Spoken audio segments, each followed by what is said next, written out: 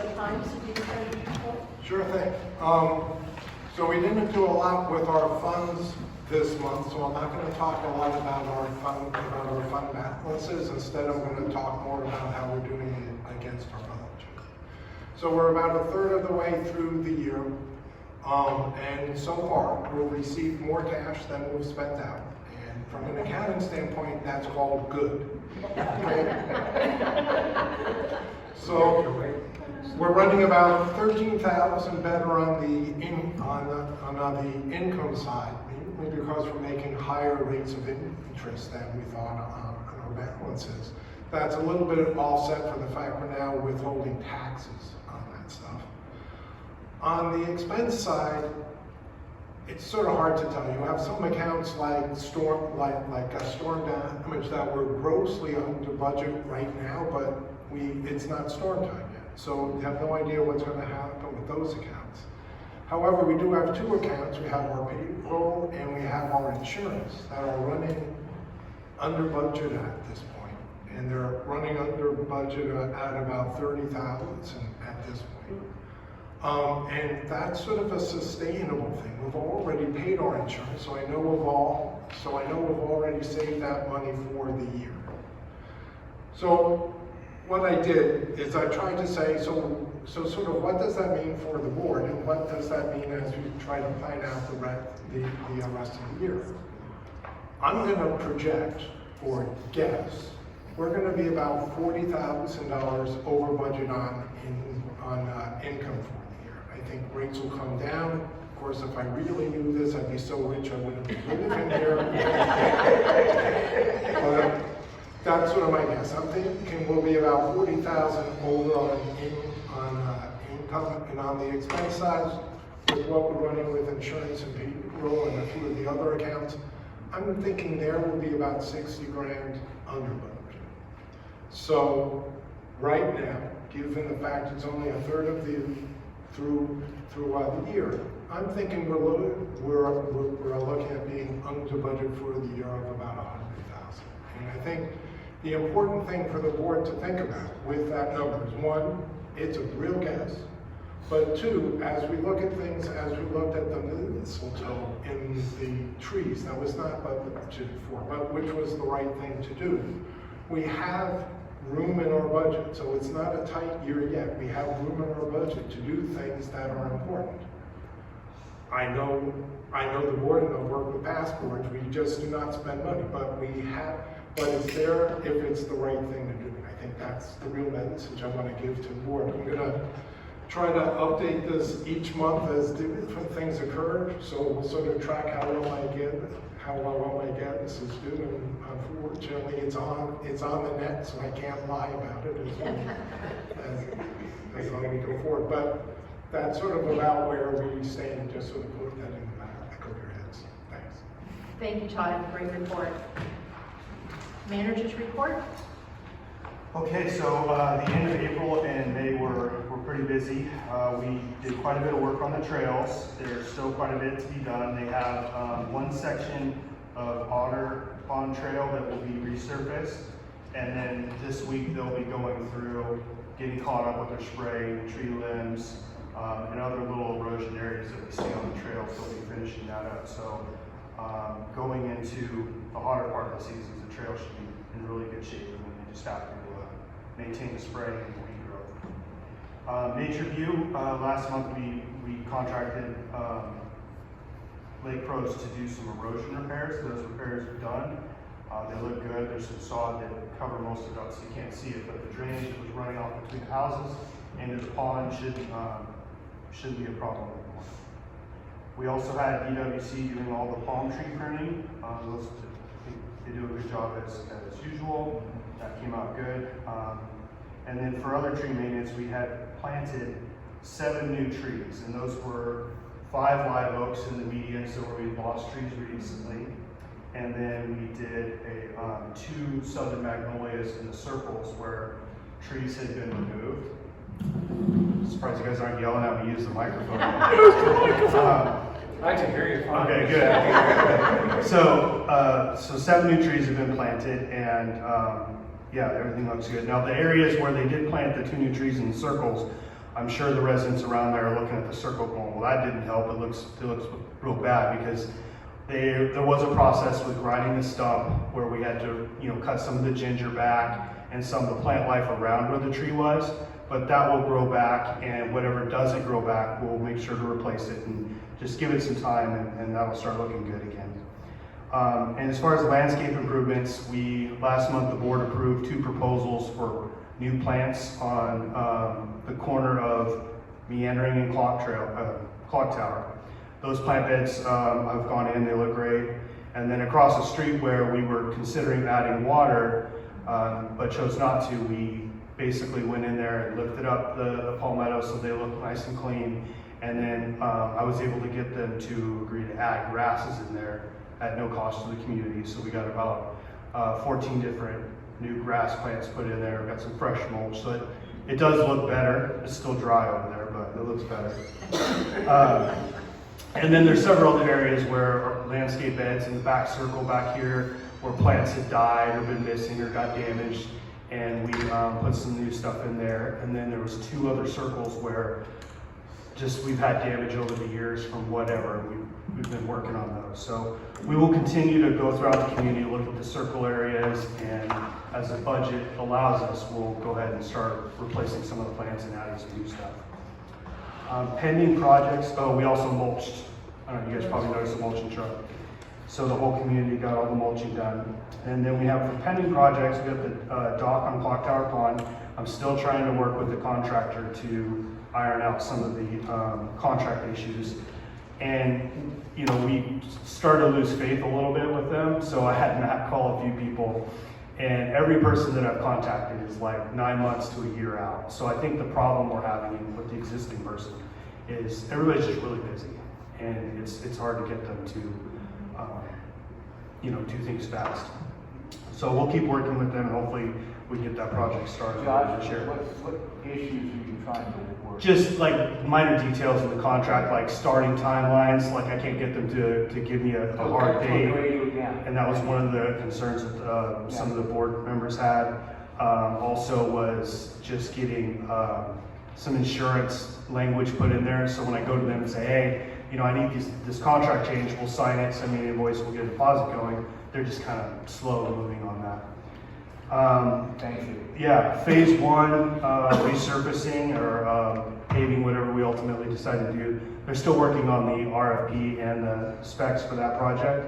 Hopefully that will be something that you guys will be looking at the June meeting. And then shuffleboard court resurfacing, still waiting on a start date for that, but like I said, that's probably going to be later this summer. And building update, hopefully I'm not taking too much of your stuff, but I will say, Go for it. we took the recommendations from the IDTC that the board approved last meeting, and they are with the architect. The architect's taking that information and all the other details, putting together the construction documents. And then also Matt and I are going and getting a lot of the side projects, so to speak, bids for those. Things like the retractable curtains for the windows, the landscaping that will have to be done, some of the other parts and things that we'll need to retrofit, the sound equipment, stuff like that. We're getting all of those costs together so that when you guys do approve the 100% plans and we get the contractor bid, we'll be able to package it all together and then ask the community for approval of the money. Included in that will be like storage solutions, all that stuff, because we got to figure out how we're going to store all our stuff. So that is it. I'd just like to add something which never happens. I've had 3 residents stop me and tell me how much they appreciated DWC doing the trimming of the trees. I just thought I'd mention that because that never happens. Yeah, they've done a great job, and the mulch looks amazing too. I noticed that right away. So, well, first of all, we want to say how happy we are. Myself, Chris, and Todd met with Leland Management just recently, and we were able to negotiate a very favorable new 3-year contract with them, which we hope to approve today at this meeting. Our current contract was set to expire at the end of October. So we're really happy with the results. I think everything went really well, and we're not letting Josh or Matt or anybody else go. They have to stay.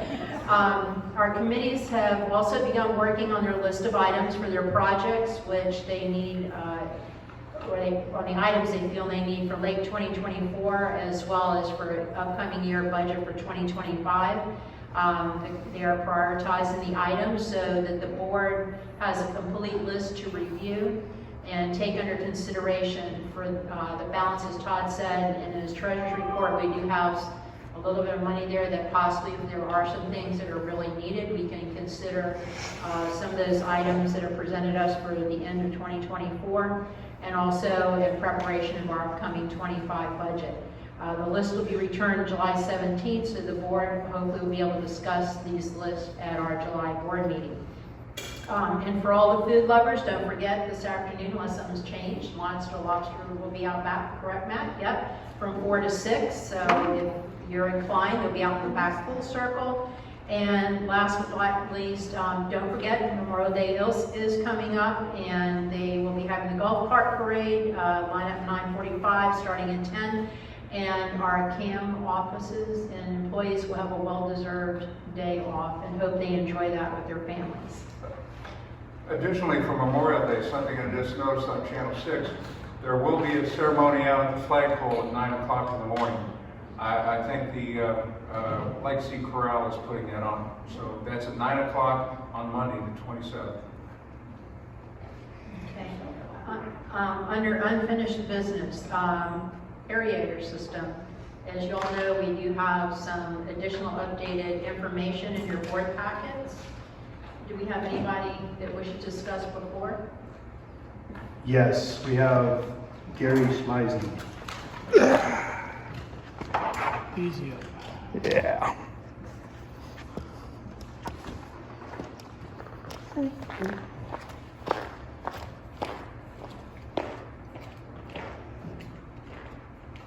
Hi, Smize here. I'm here to talk in favor of air. I like air. I think most of you probably like air, and I think if we took a vote with the community, we'd probably get at least 500 votes in favor of air. That being said, I really want to thank the community, the board, the office, everybody. The office has been responsive to the problem with the ponds. You all know, or probably know, that we live on Long Pond. And I sent pictures to y'all of what's going on. It's not pretty, but it is what it is.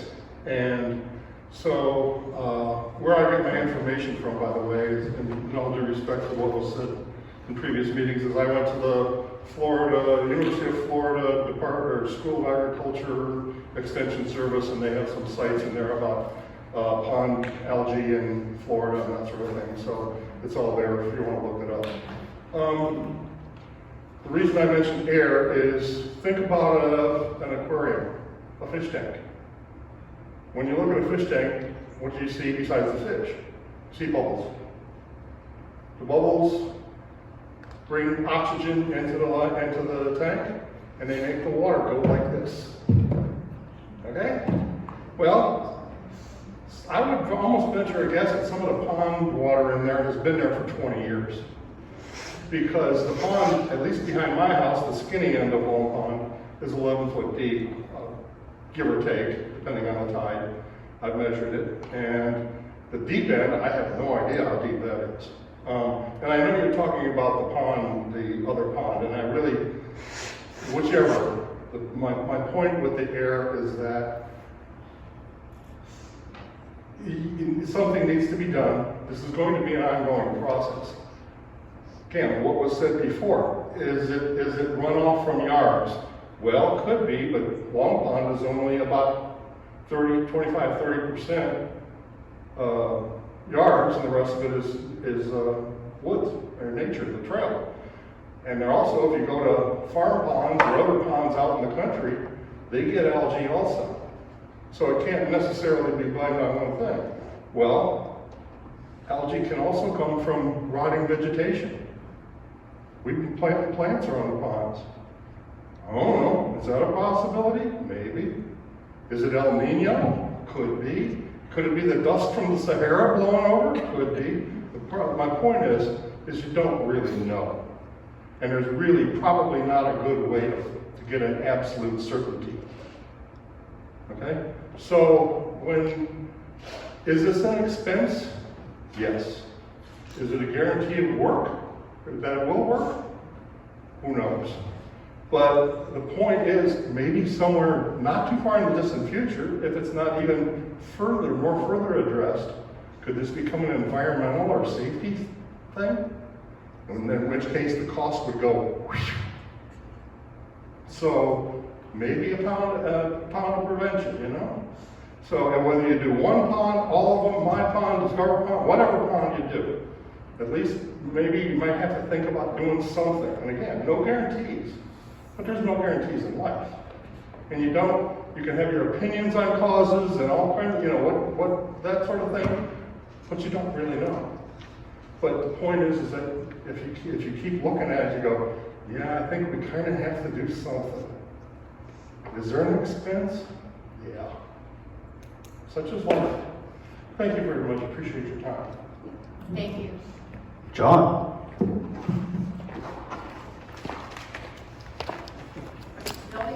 Thank you.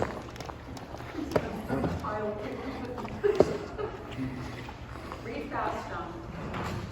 John Bradford, 5733 Celebration Way. I've been involved with the nature community, this nature community for many, many years, and then involved in ENC, and prior to that, I was involved with the Environment, Grounds, and RV Lot Committee. Going back to 2016, there was a proposal written by that committee, and in that, one of the things that was addressed was aeration for the ponds. Unfortunately, this just kind of got kicked down the road again. And I'm going to ask you to please give this great consideration. This pond needs help. I think any resident you speak to that lives on it gets very frustrated when they've been away for a month or 3 weeks and they come back and there's all kinds of nonsense going on with the pond. It gets sprayed, looks worse, and then finally everything settles down into the pond and it becomes okay again for a short period of time. So his comment about we don't have any for sure things, but we do have things that we need to try. We did put in some plants which help a little bit, not enough. And so we're hoping that this aeration, they're planning on putting in 3 locations in the pond to create the bubble action, because there's no action on the banks of the pond. Very little action as far as waves are concerned. So again, please give this great consideration. Thank you. Thank you. Do we have anyone else? That's it. All right. All right, so in the board package, there are 2 proposals that we received from Lake Rose. One of them is with the installation of aerators using electric, and the other solar panels. Josh, do you want to give any type of background? Yeah, so with the solar panels, you can basically, it'd be 2 panels that are slightly elevated off the ground at an angle that they would get the most sun. And when I say two solar panels, they're like 2 by 4, basically, in total size. They're not very big. And then it has the one box where the batteries would be stored along with the pump. And that's basically what would be there.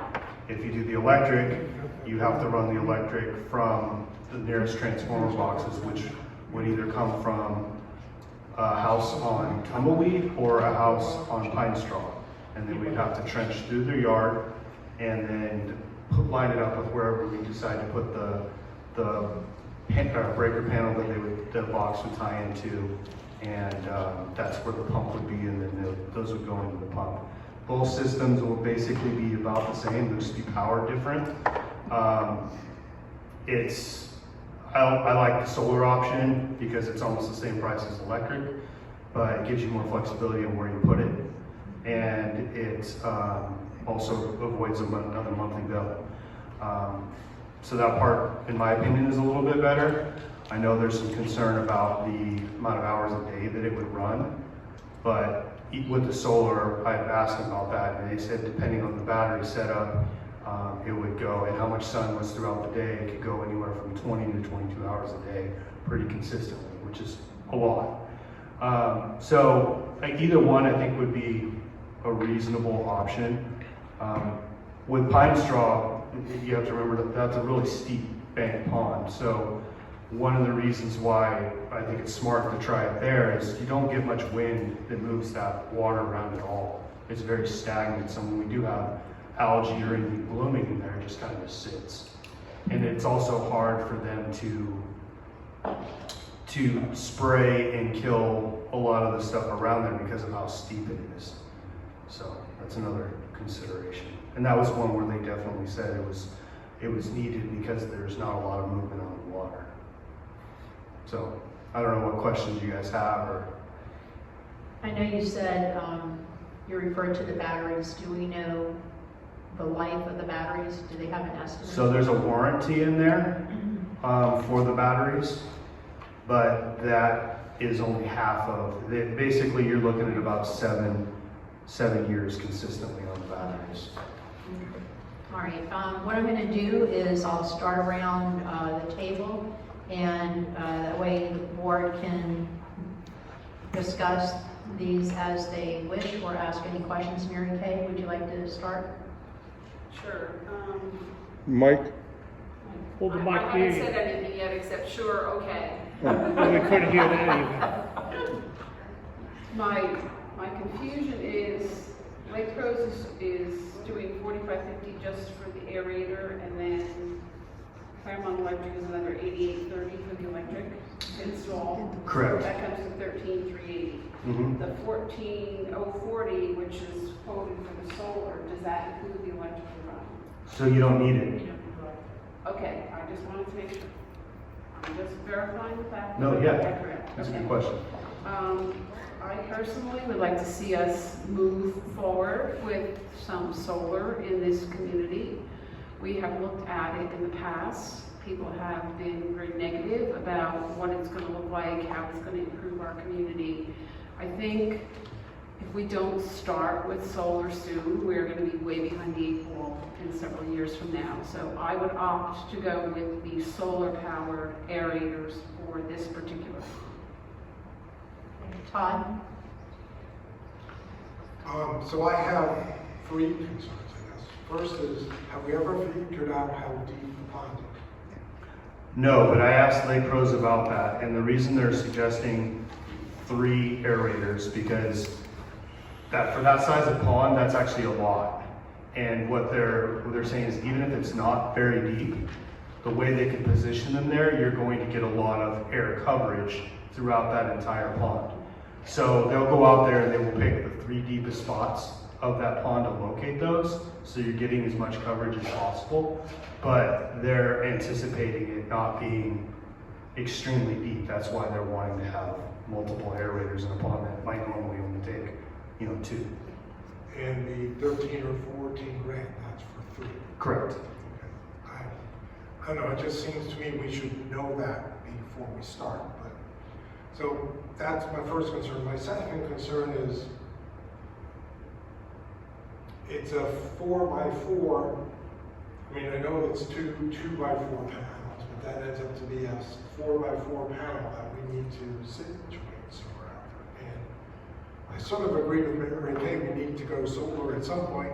On the other hand, we're in one of our more pretty nature parts of the community. I could have said that a lot better, I'm sure. And we're going to sit a 4x4 solar panel out there. Now, I don't know if we can move it far enough away that it's sort of on the far side of that trail, so it's not sitting on a home. So I haven't quite wrapped my head around where this thing goes, because that's an ugly piece of glass out there.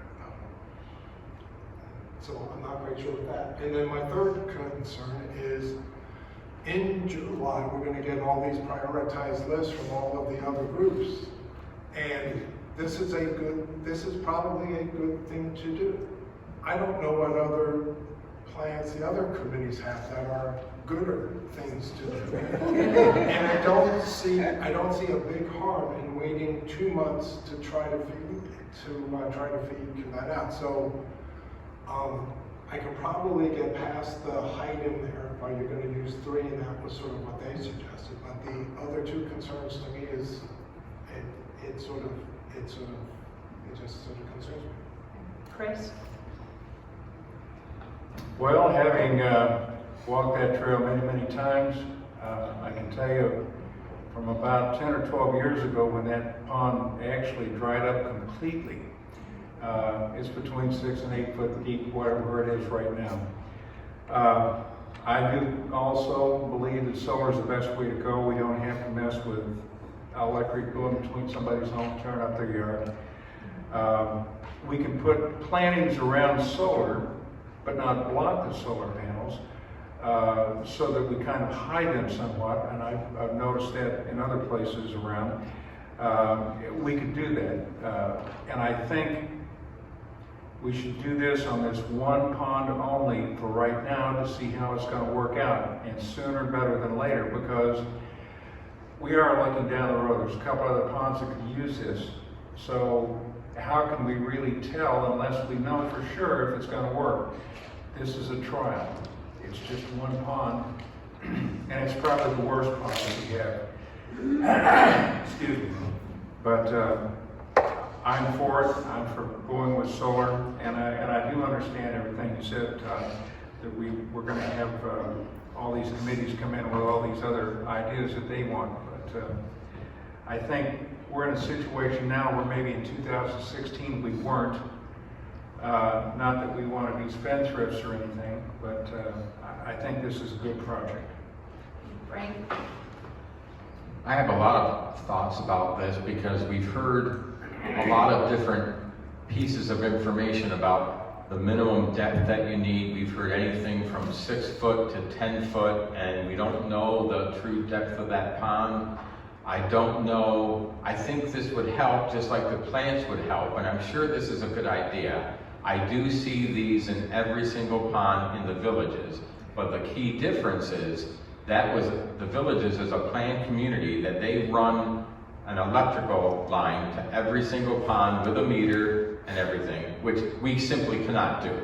And you know, they have an underground piping system where they could take water out of one pond and put it in another pond, and they use it to water their golf courses and common areas. It's a whole different animal there. So I'm for this. However, I don't even know what we don't know. And when we talk about roads, we have central testing come in and answer all of our questions and things like that. And you know, earlier when we were considering this, I would think with this amount of money that we're talking to spend, we should maybe have a little sit down with Lake Pros and talk to them a little bit more. But if all of our questions are answered, then we don't need that. But that's what I was originally thinking, that we would need that. I like Todd's thinking about, like, there might be others, you know, other projects that might be just as valid to do, and we need to prioritize what we do. You know, I don't see an urgency here only because these ponds haven't had this in 20 years, and they still exist. So it's like the sky is not falling here, you know. And that's not saying I'm against this. I'm just saying that if I'm going to spend 15 grand on something, I really want to know exactly what it's going to do and exactly how it's going to work, and that it's going to be a return on our investment. So I guess that's the bulk of what I. All right, Dave? I tend to agree with some of Frank's thinking here. It's something that's probably needed. I'm concerned about the lifespan. How long did you say they're claiming the batteries would be good for?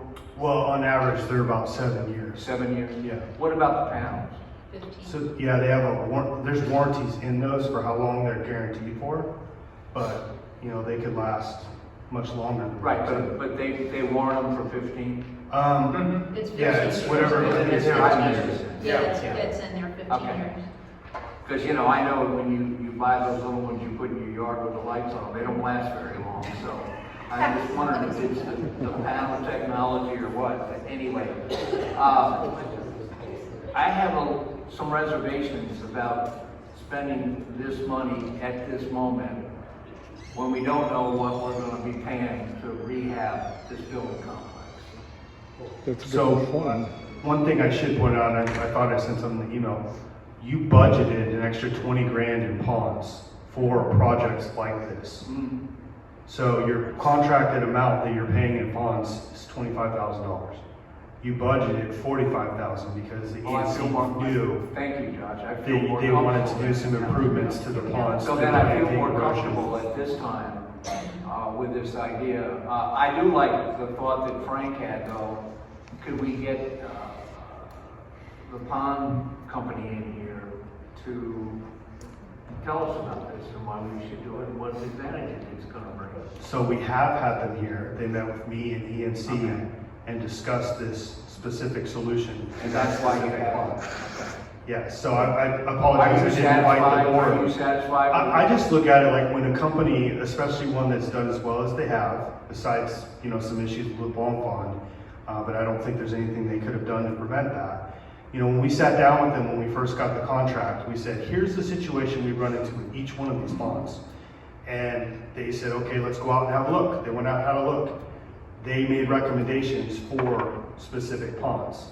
And this was one of them, and that was their recommendation.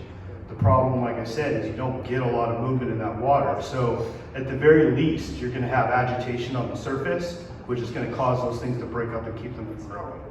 And it's, along with spraying and treatment, that should help it. I know you're gonna get some return on it, whether it solves the whole problem. I don't think it will, but you will get some return on water quality in that pond. I have three things I thought of.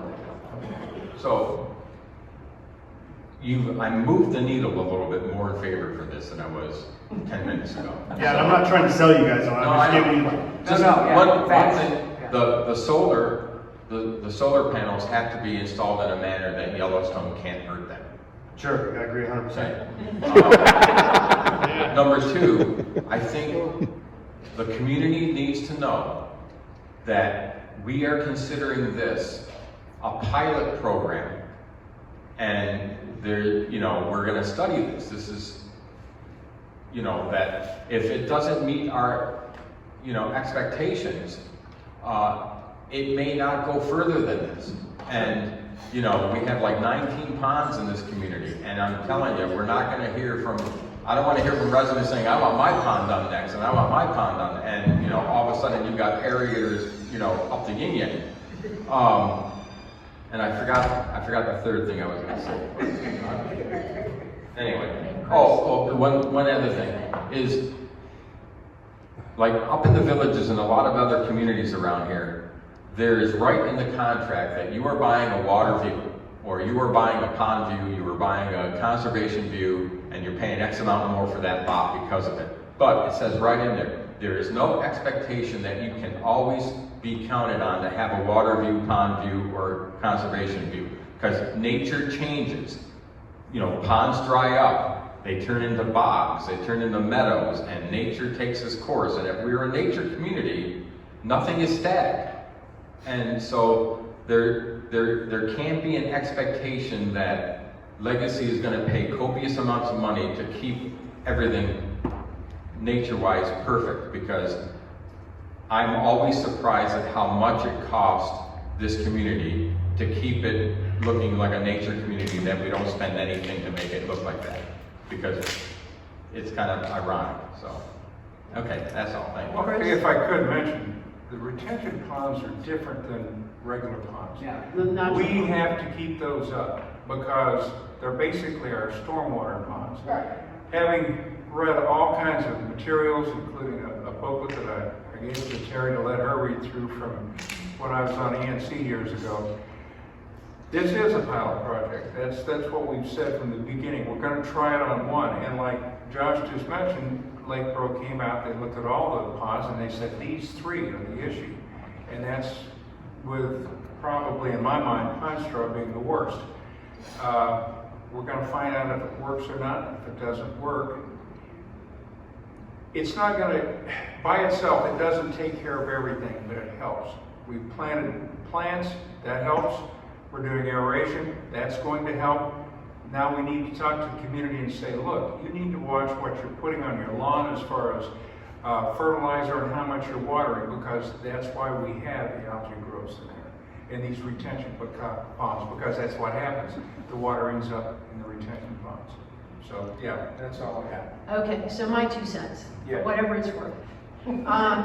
I agree. I think solar is the way, especially in this particular pond, to go. I know I asked Josh probably 20 million questions before we ever got to the board meeting. I don't like the idea of trenching through homeowners' yards and or jacket boring or anything like that.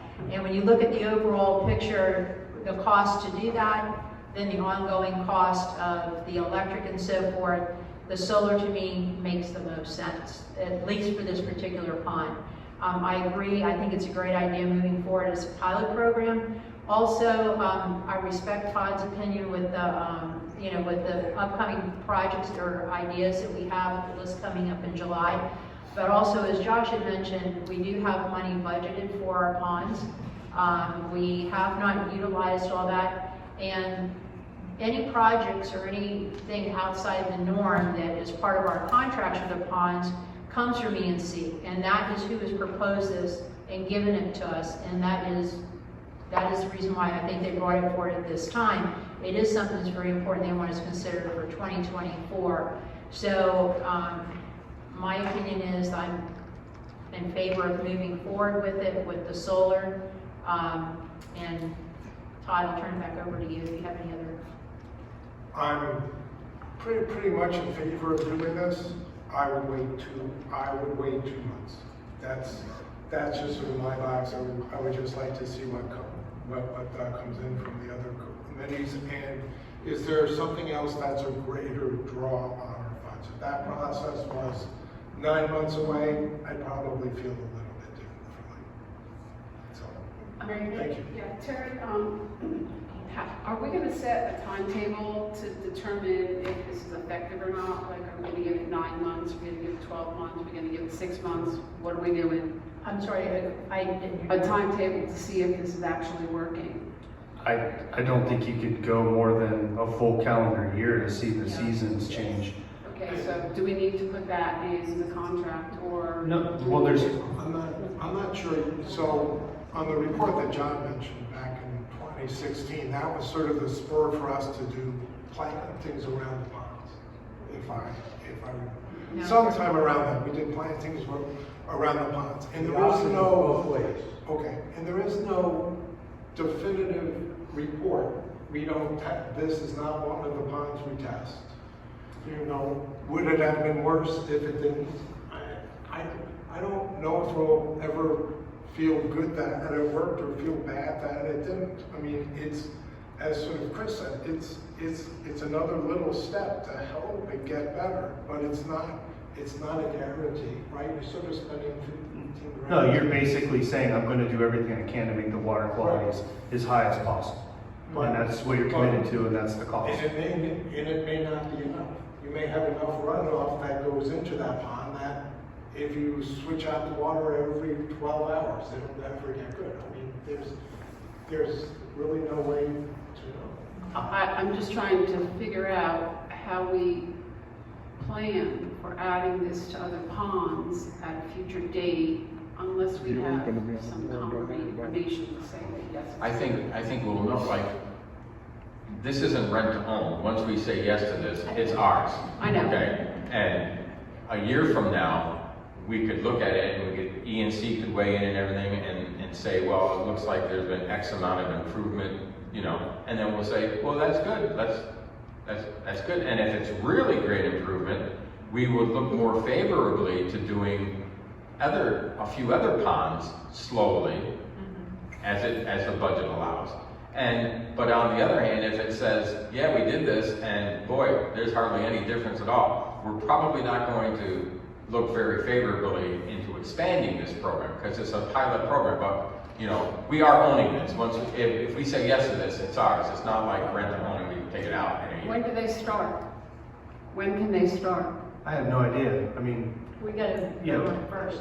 I didn't talk to him about that. Yeah. I was I driven mean, to if we have that. to wait another year for this to happen. Oh, Well, no, it's not. I mean, Lake Pros could probably have it done in the next, within a month and a half, 2 months, I'm sure.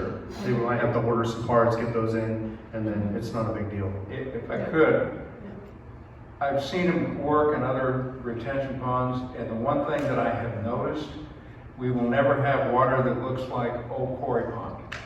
That's a fact. Yeah.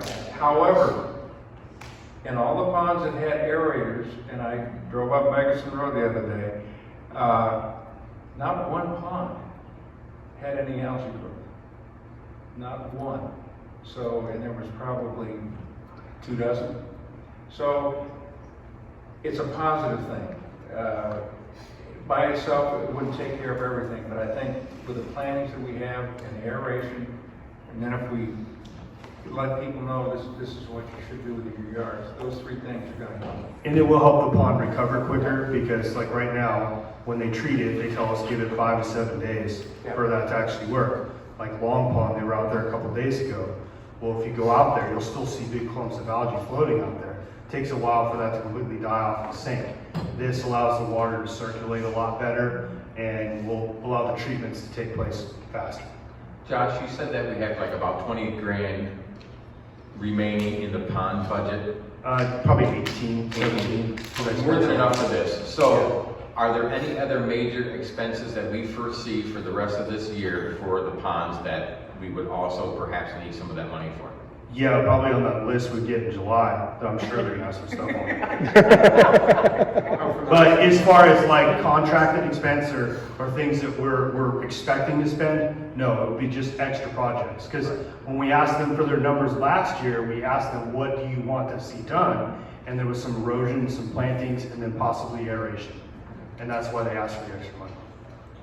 Because I've said before, whenever I vote on something like this, the math is very easy. We're asking each one of our households to pay $15 for this. Yeah.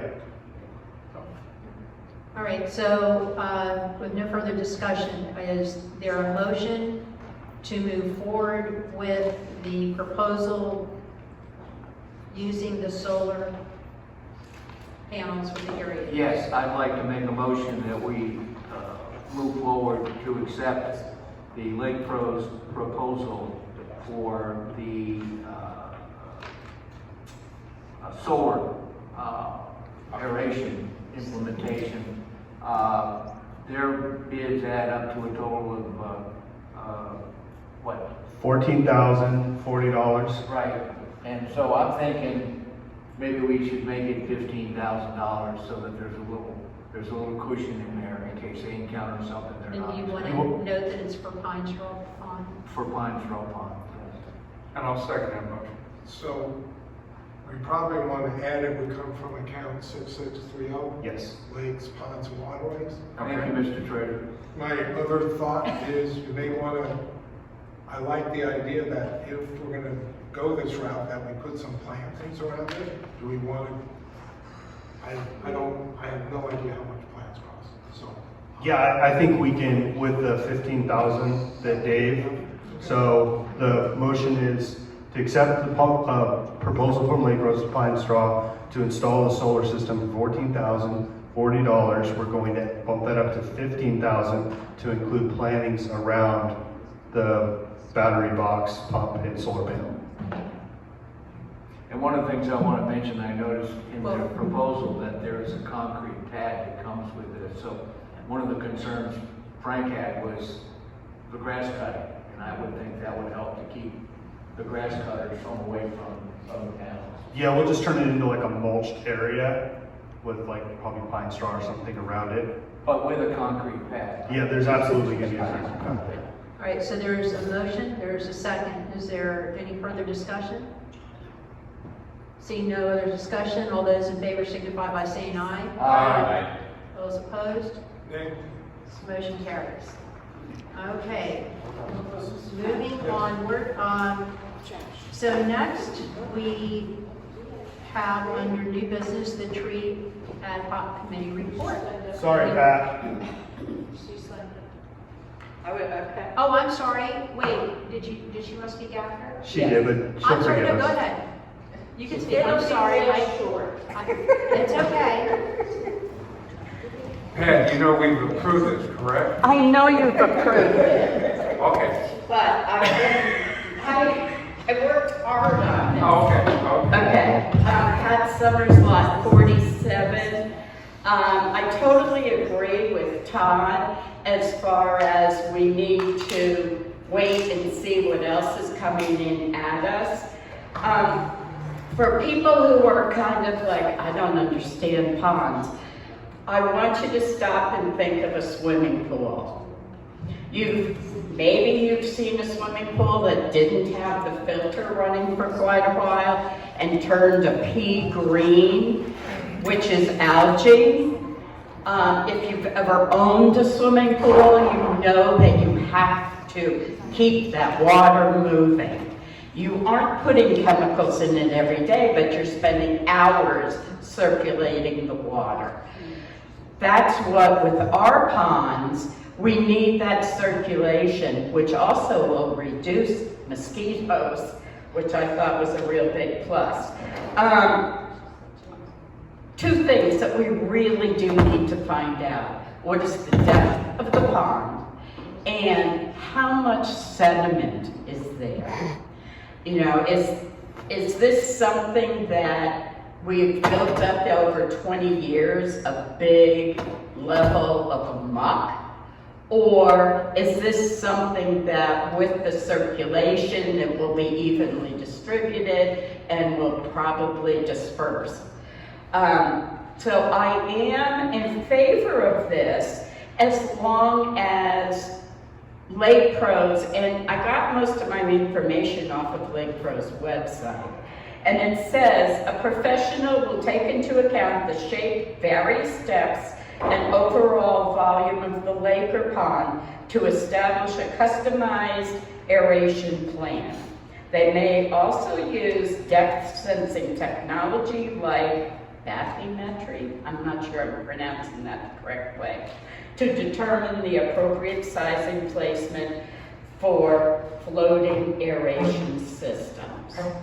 So, just like in the swimming pool here, if we get a rapid change in weather, it affects the water.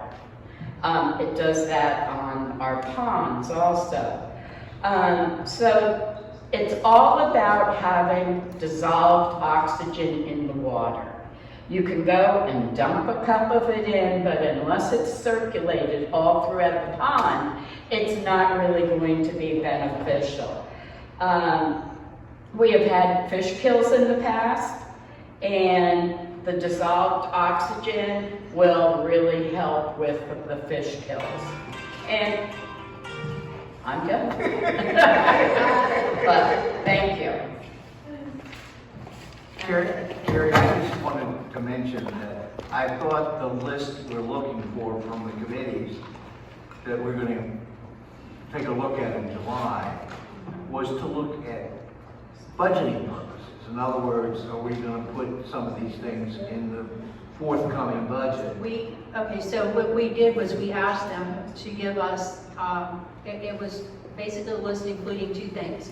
One was to take a look at the rest of 2024 and to tell us those items which they felt still that might be needed. So do we ask them to come up with requirements or nice to have? No, we asked them to take a look at what they felt was needed and to prioritize those lists. And that included 2024 and then looking into 2025 and the same way with that. So part of it is for budgetary purposes, but also, as Todd mentioned, we have a feel, not 100% know exactly where we're going to be because, you know, CDs, everything, the rates change, but to give us that list also those items that they have not either sent and requested to the board or items that they felt was really important to try to be accomplished in 2024. And then that will give us an overall feel, be able to take a look at those and see what we feel we can move forward with in 2024, and then also help for budgeting in 2025. Thank you. Yep. All right, so now, Greg, we would love for you to come up and talk to us and give us the tree report. First of all, I just want to thank the committee. I think we speak for everybody. You guys have done an amazing job. A lot of hours have been put into it, and we really do appreciate everything you all have done. They were tasked to prepare a listing of the different species of our native trees, map them out, and the locations in our community. We haven't had that in the past. Propose new trees and take the place of other trees that recently been removed or lost, and identify new areas that would benefit from diverse selection of Florida native trees. So we thank you and your committee, and we'll turn it over to you. Thank you. Just want to say this was a lot of work, but we had a great group of people working on it. Unfortunately, my life events changed, and I didn't get a chance to go out and do much of the legwork. But the rest of the people on the committee, Pat, Ingrid, Jan, Todd, and John Branford, did a phenomenal job of gathering all the information you're going to see in this report. And I tried to do my best to compile it in a usable format for everybody to do. But I just want to mention when I started, this was definitely a group project with a lot of people going out walking a lot of miles counting trees. So with that said, what we're presenting here doesn't replace the first report. This is the conclusion of the first report. So these two reports work together, and hopefully we're done. Fingers crossed. I just wanted to reiterate the mission we were given. I'm not going to read it for everybody for brevity, but I did want to add the importance of using Florida native trees in the plantings and the reason that we use the Florida native trees and the plan for the future.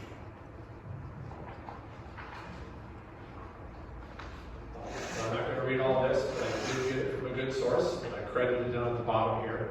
But our native plants, our native trees, have the ability to survive the heat, humidity, underwind or cold, snaps, hurricane winds, and the sandy soils of Florida. So these trees are designed to be planted. Once they're established, they're not going to have to be watered, fertilized, or actually pruned for the most part. They're going to be carefree their entire lives because that's what they do. To make them look pretty, you might need to do some trimming, you might need to do some maintenance on them, but for the most part, these are going to be low maintenance, low water use trees. So I'm not going to read all of these, but all of these slides are the inventories broken down by area. We have pretty accurate counts on most of the areas with the species of the trees. And we'll just run through these real quick unless we find out there are some questions on it.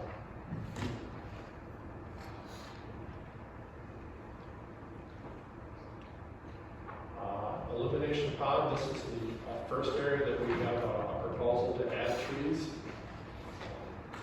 We're looking to add acer maples and bald cypress. And once again, they're used to help stabilize the bank of the pond, to prevent future erosion, and actually to prevent future costs for maintaining these ponds. At the same time of putting the trees in locations where they're not going to block the view of residents, or as we found out, which is very important, to block the view of people driving down the Meandering Trail. So that was the two main considerations we took when we decided to ask for trees in these locations. So next one. Same way with Otter Pond. Space out the trees, reinforce the bank. Native trees, cypress trees have been hundreds of years, and they're designed to withstand hurricane winds. And we also added the acer maples on this one to block the lift station that's in the lower left corner of this pond. That was another important consideration we wanted to do, is that is not the prettiest thing in the world. And we thought we could add some trees to help block it. This is the bird sanctuary. Maybe the home of a new trail in the future, but I digress. Next. Scrub Jay Trail. Okay, spend a little bit of time here. Scrub Jay Trail has recently been reworked. It looks phenomenal compared to where it was before. There's lots of existing trees in here. One of the big problems with Scrub Jay Trail, and especially with the Scrub Jay Sanctuary, is the existence of invasive camphor trees. I looked up on the Lake County GIS's website, and I was able to go back to 2009 and show what this area looked like in 2009 and progressed. Every year there was information available on this area. So what you're really looking at here is that large tree that's at the top right is a camphor tree. And that camphor tree is still present, and it's only gotten larger, and its children have left the nest, so to speak, thanks to the birds eating the fruit, or the other animals eating the fruit, and has spread more camphor trees. So as the scrub oaks were added to this area, the scrub oaks were not able to compete with the camphor trees. So if you go to the next slide, you can see the rapid growth, especially in 2017 and further on.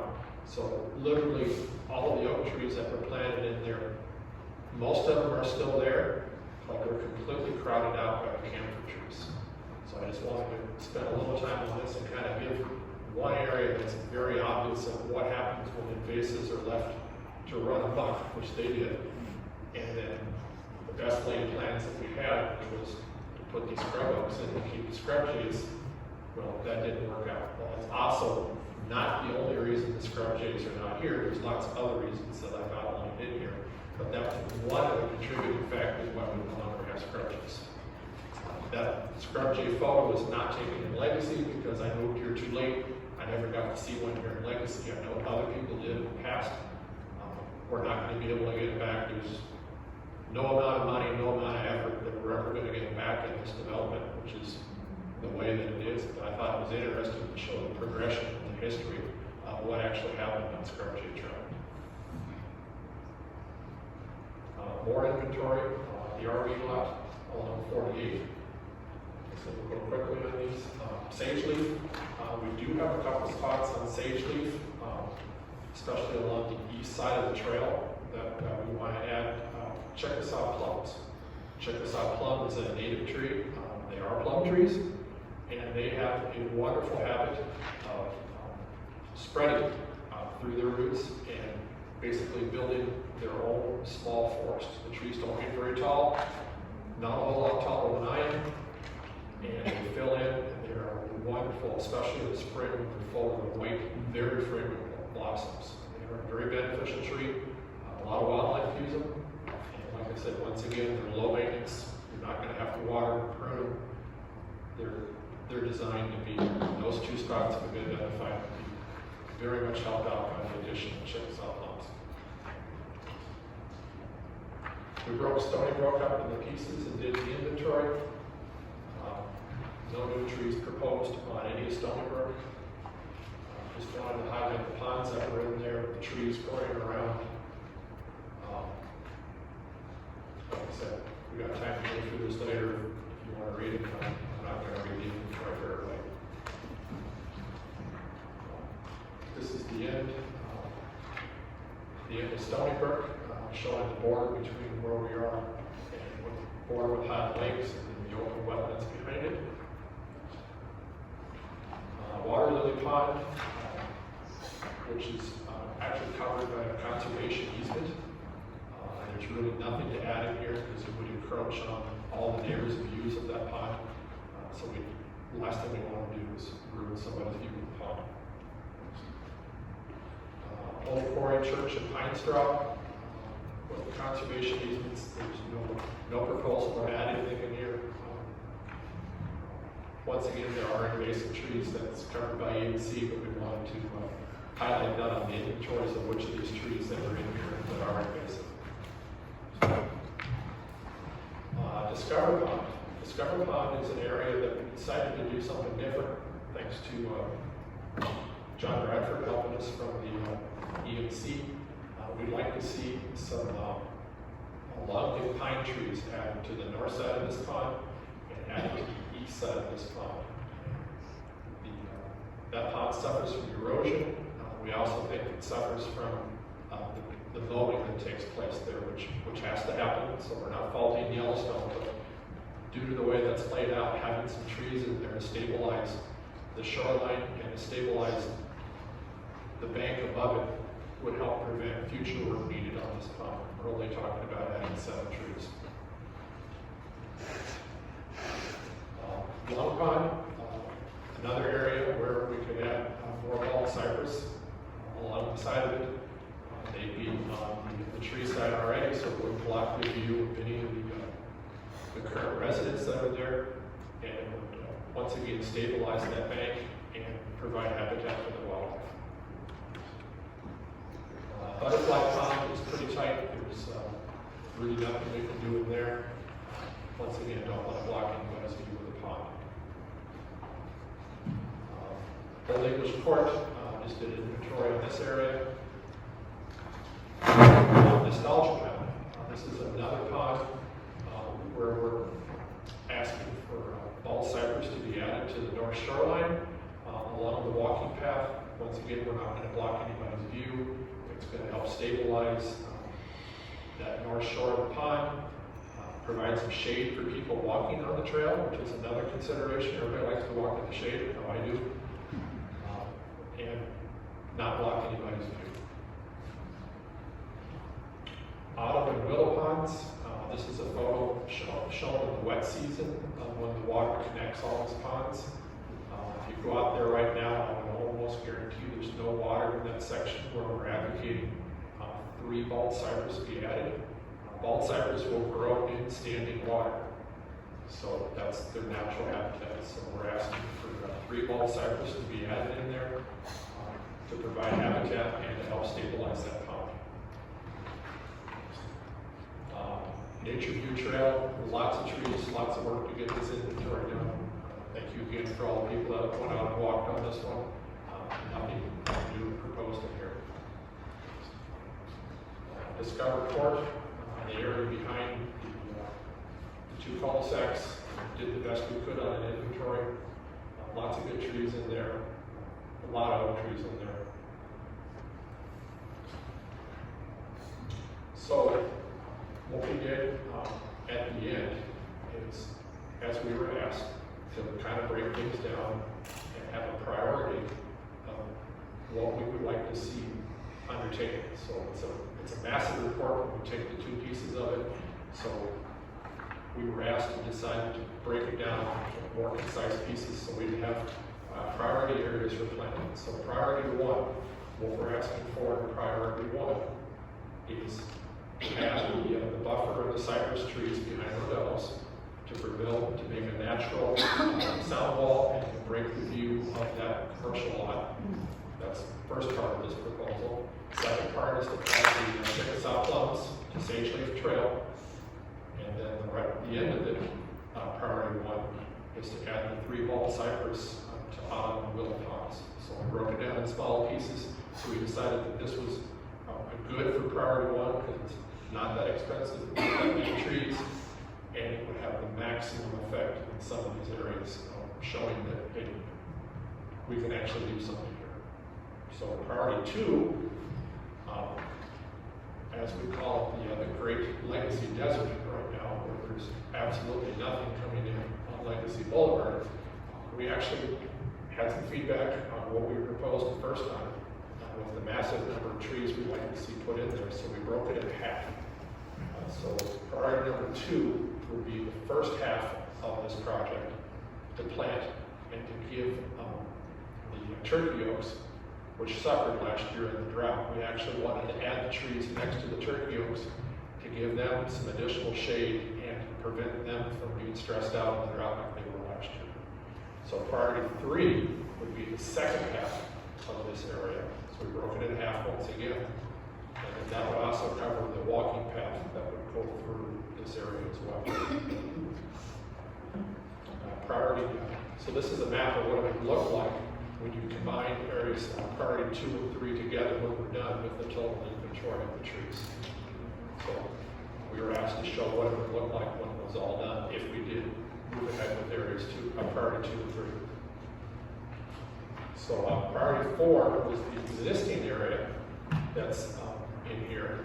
And I've got the existing trees in here, and then we have the new trees marked with an N to fill in that area, because that area has had a lot of trees die over the year. And there are some that were recently removed in the last 2 years since I've been here. And to see that area repopulated and reforested. And why is that important? Well, there's a lot of mature trees in there. And at some point, either a storm or disease will probably wipe out some of them. So unless we have a small number of new trees coming in, we risk the potential of having nothing somewhere, which I don't think any of us want to see. Priority 5, thank you very much, Josh, for getting all these trees replaced that we had in the initial report.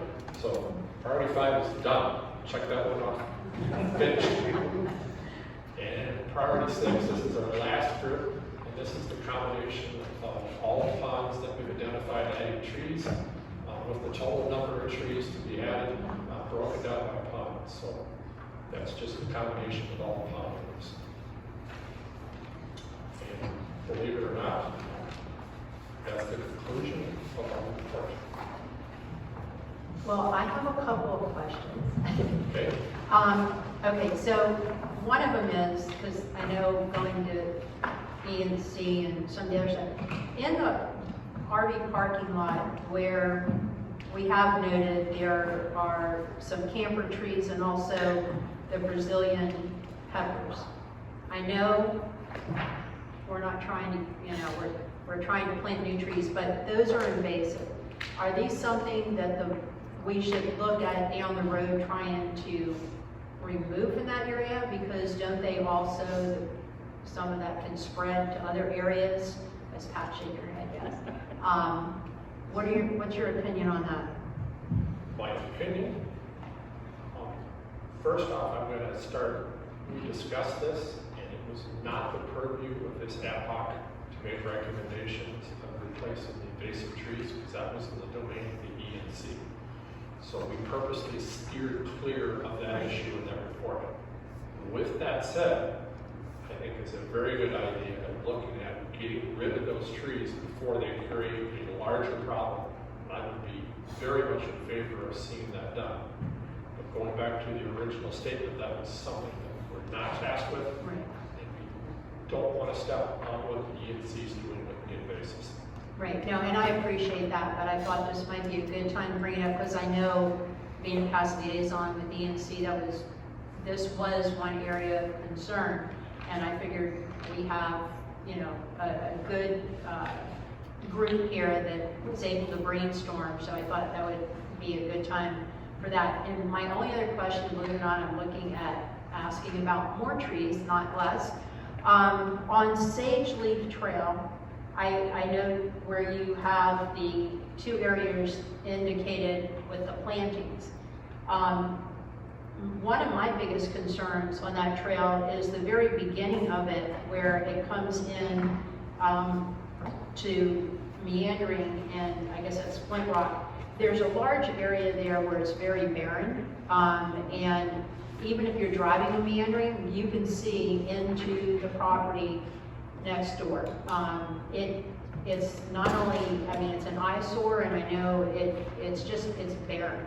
Is that something that was considered, or is that something there is a recommendation? Would you look at if it was even considered at some point by the board using the Chickasaw plum there as well, or what are your thoughts on that area? Number one, we did not consider it because I'll just be not too blunt, no one asked. And we didn't see it. So thank you for asking that question. To provide a privacy screen, the Chickasaw plum would not be the tree you'd want to use. Okay. But I know, speaking for myself, and I'm assuming speaking for other people in the committee, we'd be certainly happy to take a look at it and make a recommendation of what could be planted there. and either give it back to the board, or we could suggest another method to the can and let you guys decide what you'd like to do. But knowing what I'm looking at right here now, there'd be better trees to put in there. It would be, once again, a native tree that would require little or no maintenance once established. So yeah, we would definitely be willing to give the input on that. Okay. Those are the only questions I had. We started last time on this end of the table, so Dave, would you like to start us off? Do you have any questions or comments? I don't really have any questions. I want to thank you and the rest of the subcommittee members. You guys, you really did a lot of work, and the presentation is actually very superior to what I've seen other people provide, even when I was in the federal government. You did a good job with PowerPoint, believe me. Very thorough. I like the way you broke things down into priorities. And I was thinking here, as Terry was asking me questions, how we might approach this as a board. And I'd almost want maybe to go to, just my thinking out loud, go to the ENC and ask them to break this down further into priorities. It's something we could bite off in small chews over, small pieces over time. And if we have surpluses in a given year, we may decide to do, one of the pieces when those funds we know are available. I do think that we should look at putting some additional trees in. I've been a believer in that for a long time. I'm very pleased that the CAM has put some of the trees back in that we lost. I'd like to see more of that done, so I think that's all I've got. Okay, Frank? No, I agree with everything Dave said. Greg, you've done an amazing job. You and your committee. I know the amount of work that goes into something like this, and you will be very, very, very missed. Amen. Absolutely. Thank you. Chris, Mr. Liaison? Well, one thing I will say, Pat Summers, Yes. Edward Fultz, Jan Greer, John Brett are all members or friends of the ENC. So he's been a friend of this group. He's always a friend because he's there looking there for the money. So I think they've already had their input. I think we should just let this stand as it is, and then we decide what priorities we want to do going forward with how much money we want to spend, because our treasurer's going to help us with that. But yeah, the ENC's had their input. They were part of the committee. Yeah, but Chris, what I was suggesting, just and musing about this, is some of these priorities are large. Yes, they are. They include a lot of trees. And maybe if we broke them into little smaller pieces, we might be able to get more done in an amount of time because of budgetary constraints. That's all I was suggesting.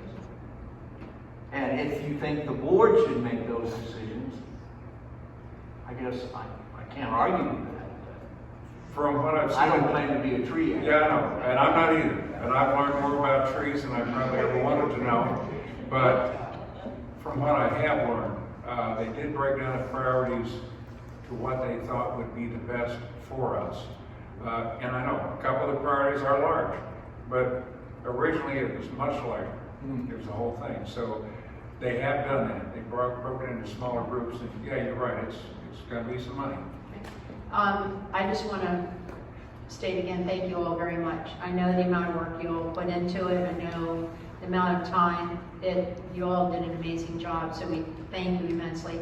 I think now is the time. The board definitely has a lot to digest, and you've helped us immensely by breaking it down in different priorities.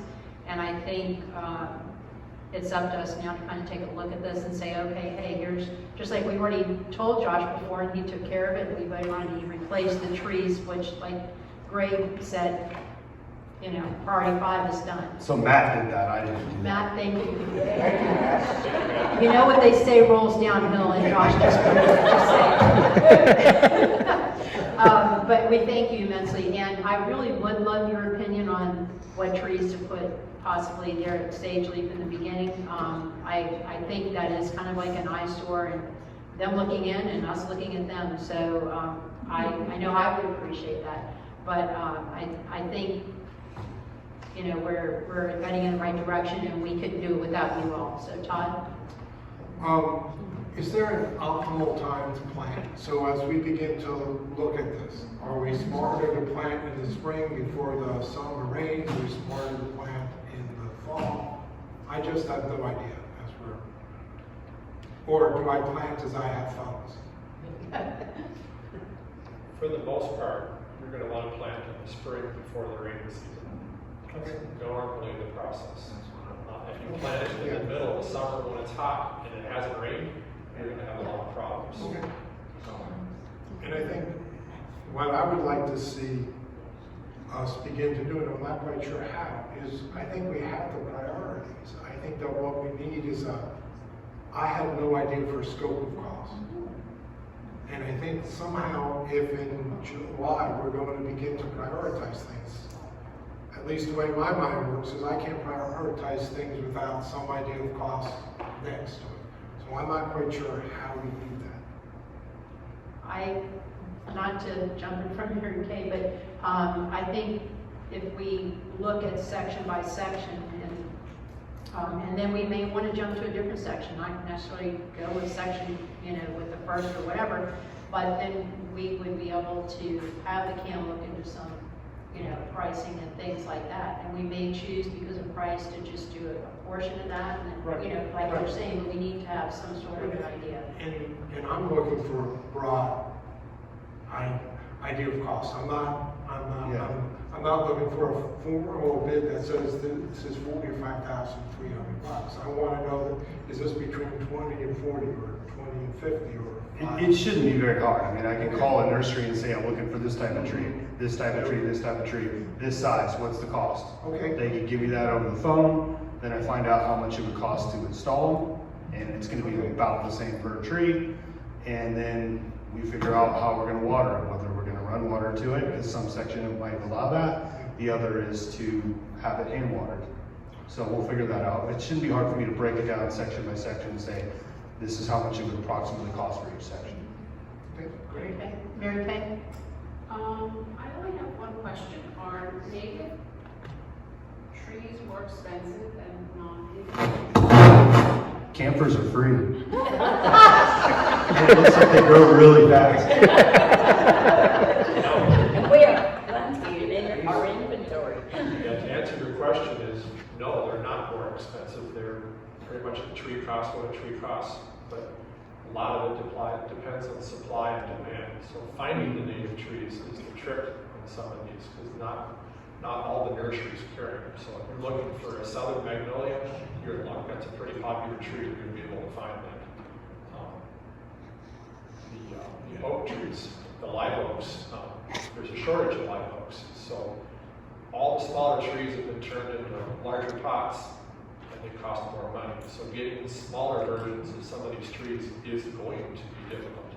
That's one of the issues. So if you want to plant large trees, which we don't advocate, we advocate planting small versions of all these trees, because the small tree will become the size of the big tree in a very short amount of time. That's reason number one. Reason number two is that you have a greater chance of success with a smaller tree with less water and less maintenance in being able to get it to take. I know if you look at some of these new developments where they plant these very large trees last summer, a lot of these developments lost those trees because of the drought. So is it possible that we may need to run water lines to water these trees? No, because all of these trees, if they're small enough and when they're planted, if you get it through the first season, they should all be self-sustainable. Yeah, I think we have to look at it area by area. There's certain areas where it wouldn't be hard to get water to them, but some of the sections around the ponds and things like that, probably not going to want to do any of that. So my concern about using smaller trees is that we just planted a bunch of stuff in the front, and I have never seen a smaller croton in all my entire life. You can barely see those things when you come in. Yeah. If that's the kind of tree that we're gonna plant, that we want to grow, I don't think you're gonna have that option, because like as Greg said, the nurseries understand that the cost of a 15 gallon versus a 30 gallon it's not profitable for them, they want the 30 gallon. So we just have to see what's available, and the tree types are obviously gonna change that. So if you guys would like, let Matt and I get to work on putting together a spreadsheet for each of these sections, and then you can see what all this might cost. yeah, that would be great. Could I also request that you find out how much it would cost to remove the camphor and the china berries? If the rest of the What, board to wants remove to, yeah, them? it's To a- remove from Yeah, where? from the Yeah, and there's a parking lot of the them listed on RV. there, by the Are you way. talking about the RV area that I brought up, or are you? There's just china berry trees and camphor trees all over the place. So I know the stretch over by where we were looking at, we had a proposal for, that was like $7,000, that was like 5 trees. So there's a lot of trees, you might want to pick the areas, or let your committee do that. So, But it's something we need to factor into future Yes. budgets, yes, which it is why I'm is, asking. it is something we need to do. I don't know if the first invasive trees I would take out would be on the far side of the RV lot. That seems less likely to spread here than maybe invasive tree on Main Street. So maybe we need a priority of which invasive trees to take out. So yeah, I would say maybe let's continue to let the committee do that. Yep. And then if you want to start removing trees along with some of your other stuff, your budget's going to need to go up quite a bit, because I get that, but if we plant other trees on top of, if we plant other trees where camphor trees are, and the camphor trees take over, aren't we just defeating the purpose? well, I think a lot of where you're planting isn't where the camphor trees are. Okay. Especially the first couple prioritized areas. But, you know, like when you look at what we're trying to accomplish on sage leaf, Terry mentioned a big gap, and then where they've identified some other trees that should go. The main reason why there's a huge gap back there is because we took out $14,000 worth of camphor trees. So, I think that if we focus on the priority list and then have ENC continue to do what they do, if you guys want to increase the budget to include some trees, you can tell them to identify some areas where the trees are at, and then we can do that. But that's going to push usually those proposals around $3,000 or $4,000, and we've been doing them almost monthly. That proposal is going to go above the $5,000 mark, so I would need to probably have you guys approve it. Okay, so is it the pleasure of the board that we task ENC to look at those invasive trees and identify the ones they feel are, Josh is looking. I would hope that would have been one of the projects they prioritize on their own when they come back in July. I mean, to me, I would think that would be a priority for them, so I don't know if I would task them with that. I'd wait to see what they do. I think they got the message. Yeah, I think all. Yeah, no, they're all sitting there. Yeah. Pat's looking at the chops over there. So, chop chop. If I could state this, and Pat, Yes. I'm gonna bust you, because every time we had a trees ad hoc meeting, Pat always wanted to go into the invasives. So she's on top of it. So I Yeah, totally. she was that way always on ENC too. I understand, Yeah, yeah. yeah. So I feel very confident about that. We'll get a good report. You want to let us know? So we want to make a motion to accept the report, thank the committee, and I would probably add the third step, if I would ask ENC to look at where your planting beds are, since most of the tree committee is on the ENC, and formally disband the tree committee, because they have done their report, they've done. So is that part of your motion? Yes, all of that. Okay. All right, you want to, like, Say it again. yeah. I Just make not- a motion that we accept the tree report. We thank the committee for their hard work, and we disband the committee for a job well done. I second that motion. Is there any discussion? Yes. Seeing no discussion, all those in favor signify by saying aye. After she signed up to talk. And then I'm tasked with a list of approximate prices. Yes. Okay. Yeah, but do we really want the CAM to spend the time to look into pricing of all these priorities, or can we say, take the first 2 or 3, or what? So I guess it depends on how hard. If you're calling up these nurseries and it's not that much harder to get the other tree, I guess I would. So it really, it becomes a price per tree. So. Well, yeah, but you'll get well, you know yourself, you'll get a better, if you're buying in bulk. But I'm just giving you approximate, these aren't Yeah. proposals. So if I say, hey, I were to buy 20 bulb There you cypress go. trees, Yeah. what would be the price per tree? And they tell me the price and the size. And It then goes in the they- spreadsheet, and I figure out how much it costs for them to dig. So what size are you gonna ask? It Depends depends on what's the in price. the report.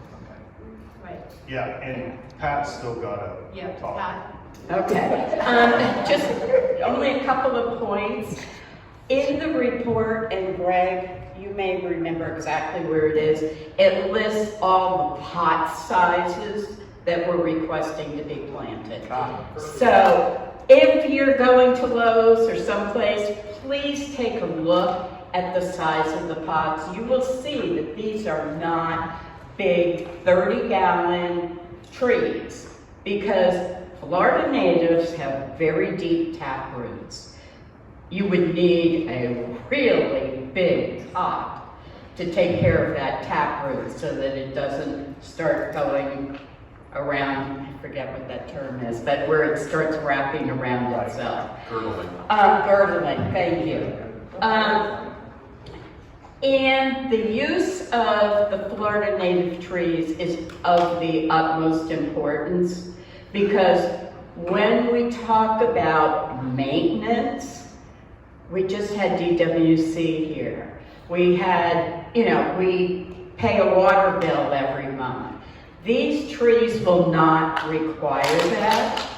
And for those of Pat, they you, will in the first year though, right? I thought Greg said. they'll need some They'll water. get established. Right, but it won't be a full year. But for those of you, like Todd, like Chris, who say, yes, a tree is green, and that's about their level.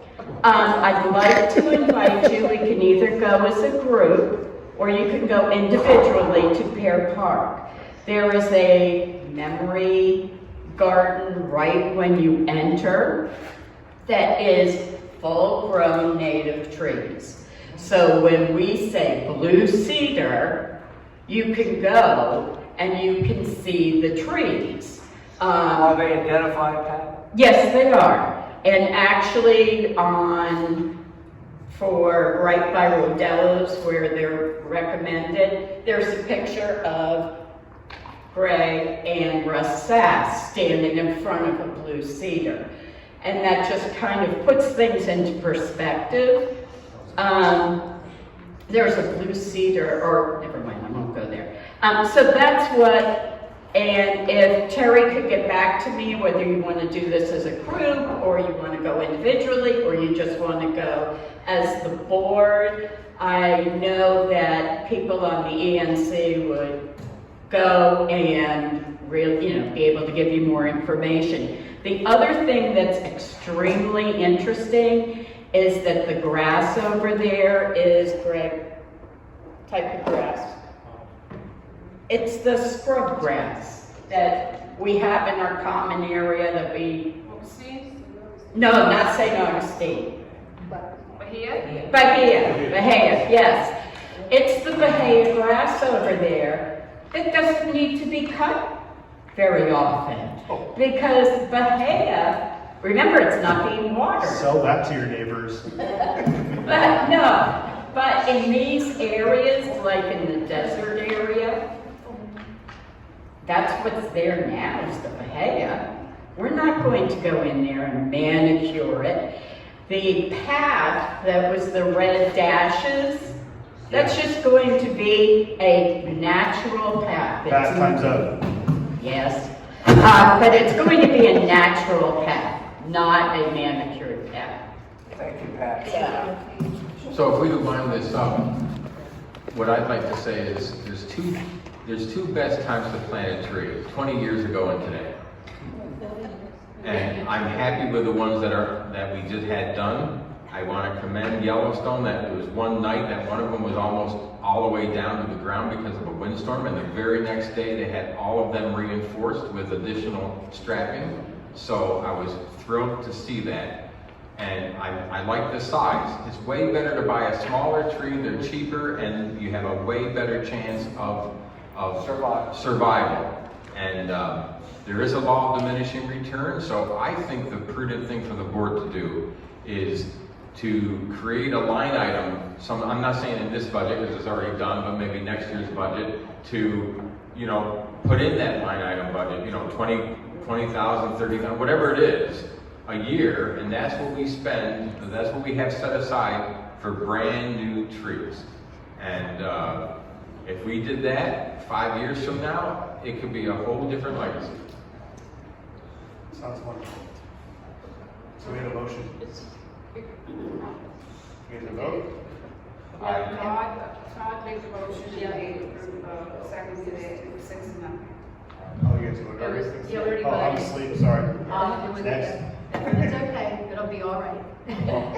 All right, moving right along, last on the agenda is the Leland management contract. As I mentioned earlier in the president's report, we met with Leland and their management staff, and were able to negotiate a really favorable agreement.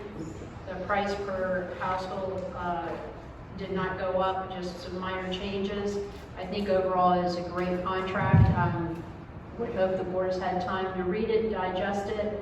I don't know if anybody has any questions. Yes, Dave? Just one question, has this been run by the lawyer? Run by the legal or? Yes. It's the same exact wording. The only thing that's changed is a few of the dollar amounts as far as like.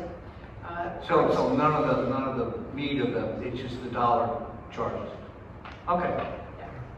Then I don't have a question. Any other questions or discussions? Okay? No. Todd? I'll make a motion that we approve the contract. I'll second. Okay. Dave seconded. Any other discussion? All those in favor signify by saying aye. Aye. Motion carries. And I'd like to say I'm pleased that we're going to keep the same staff. Oh, There's absolutely. no guarantee for that. You're Well, not- I'm not saying We it's know where to guaranteed, find but it. We know where to go find it. Sorry, I shouldn't have said it. I just. that was not kind. All right, is there any further business? If not, Mary Kate, you want to do your? I would like to make a motion that we adjourn at 3:32. I'll second that motion. All those in favor? Aye. Motion carries. Thank you all. We hear from the traffic. And I think the trees and the buffer zone would be a big help. And that's the top priority, that's now in the report. Okay, good. Thank you. Thank you. Anyone else? Going once, going twice? I make a motion, we adjourn this meeting